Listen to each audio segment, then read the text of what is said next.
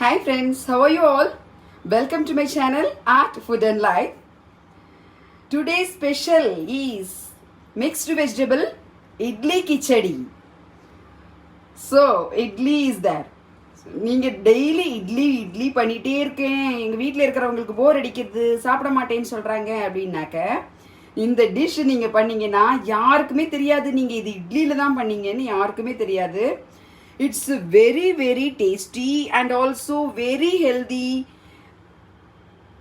All vegetables are there. Ingredients, all vegetables are there. எல்லா வெஜிடபிள்ஸும் போட்டு பண்ணுறோம். Mixed vegetable idli khichdi. இது யாருக்குமே தெரியாது இட்லியில் பண்ணுறீங்கன்னு. very tasty and very healthy also. So, today I am making mixed vegetable idli kichadi. Ingredients are there in the description box. Description boxல எல்லா ingredients கொடுத்துருக்கேன்.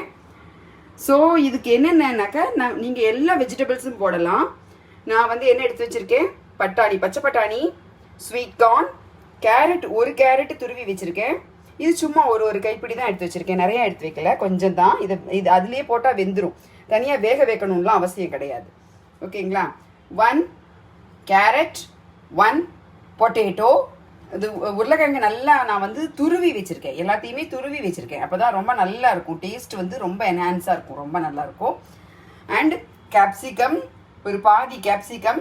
அப்புறம் பச்சை மிளகாவை நான் விதையெல்லாம் எடுத்துட்டு வச்சுருக்கேன், ஏன்னா அந்த குழந்தைங்களுக்கு கொடுக்குறான்.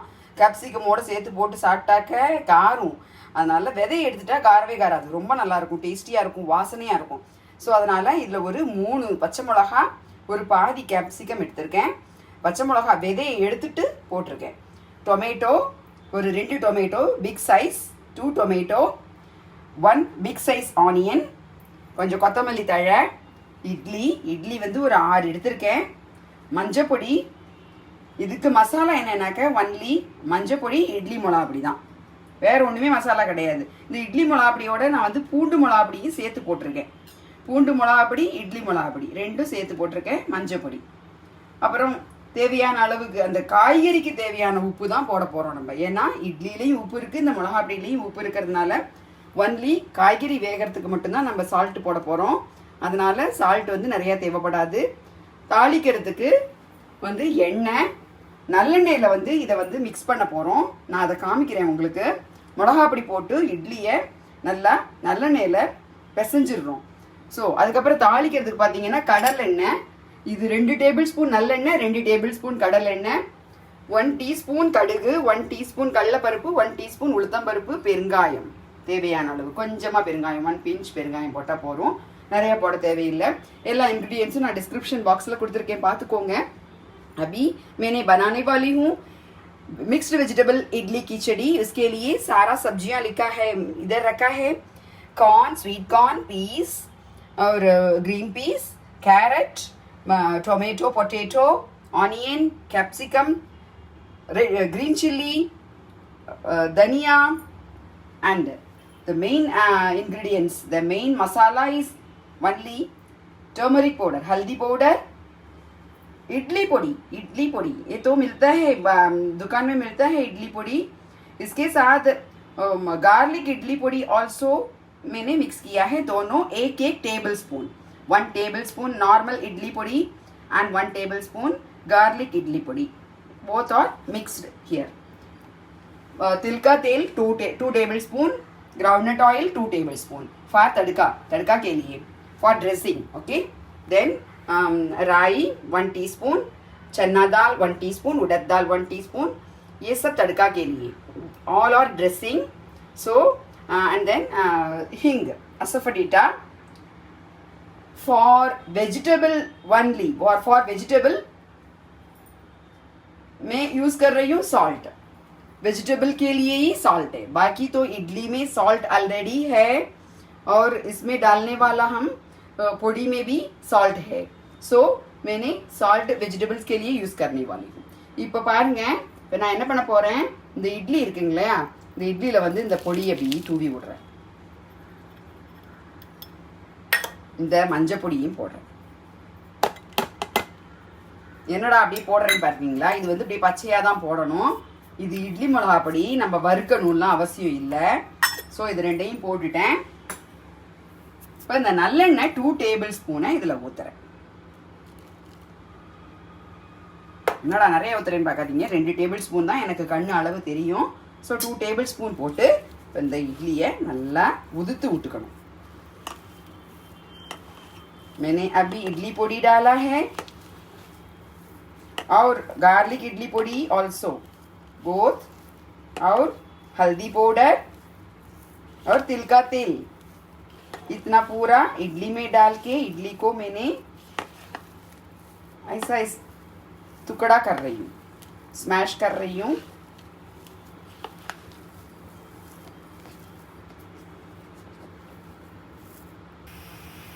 இது ரொம்ப ரொம்ப ஈஸிங்க, ரொம்ப ஃபாஸ்ட்டாக முடிஞ்சிடும். It's very very easy and simple recipe and tasty healthy also. Okay, நான் 2 டேபிள் ஸ்பூன் கடலை எண்ணெய் ஊற்றிருக்கேன். அடுப்பு இது பண்ணியிருக்கேன், ஆன் பண்ணியிருக்கேன். இதில் கொஞ்சோண்டு 1 டீஸ்பூன் பெருங்காய பொடி போடுறேன். எண்ணெய் காயணும். பாருங்கள், எண்ணெய் காயத்துக்குள்ளே நான் என்ன பண்ணியிருக்கேன் பாருங்கள். இது இட்லியை நல்லா இந்த மாதிரி பொலன்னு நல்லா உதுத்து விட்டுருக்கேன். இந்த மிளகா அப்படியும் போட்டு எண்ணெய் ஊற்றி பாருங்கள், எவ்வளோ சூப்பராக அப்படியே ஸ்பாஞ்சாட்டம் இருக்குது. இட்லியே நல்ல சாஃப்ட் இட்லி. எங்கள் வீட்டு இட்லி ரொம்ப சாஃப்டாக நல்லா இருக்கும். பாருங்கள், இட்லியே எவ்வளோ சாஃப்ட் இட்லி. அது நல்லா இப்படி பொலன்னு தெரியுதுங்களா? இந்த மாதிரி பொலன்னு உதுத்து எண்ணெய் மிளகா அப்படி போட்டு உதுத்து வச்சுக்கணும். இப்போ பார்த்தீங்கன்னா எண்ணெய் நல்லா காஞ்செடுத்து இப்போ வந்து கரண்டியை போட்டுக்கிறேன். கடுகு போடுறேன் 1 டீஸ்பூன் கடுகு. ராய் 1 டீஸ்பூன் கடலைப்பருப்பு, 1 டீஸ்பூன் உளுத்தம்பருப்பு. கடலைப்பருப்பு ஆப்ஷனல், உங்களால் கடிக்க முடியும்னா போட்டுக்கோங்க, இல்லைன்னா வேண்டாம். चना दाल 1 टीस्पून, 1 टीस्पून उड़द दाल और राई 1 टीस्पून. ये सब अच्छा से फ्राई होना है, गोल्डन ब्राउन. பாருங்க, கடுகு வெடிக்கிறது, செவந்திருச்சு நல்லா. இப்போ வெங்காயம் போடுறேன். ஃபஸ்ட்டு எப்போதுமே வெங்காயம் தான் போடணும், அப்புறமா தான் மீதி வெஜிடபிள்ஸ்லாம் போடணும்.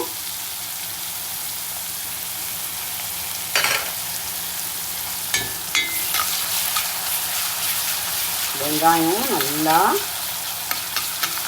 சூப்பராக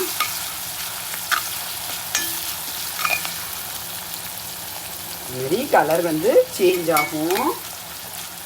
இப்போ நான் என்னென்ன போடுறேன்னா, இந்த தட்டில் இருக்கிற கேப்சிகம், க்ரீன் சில்லி, கருவேப்பிலை, கடிப்பத்தா,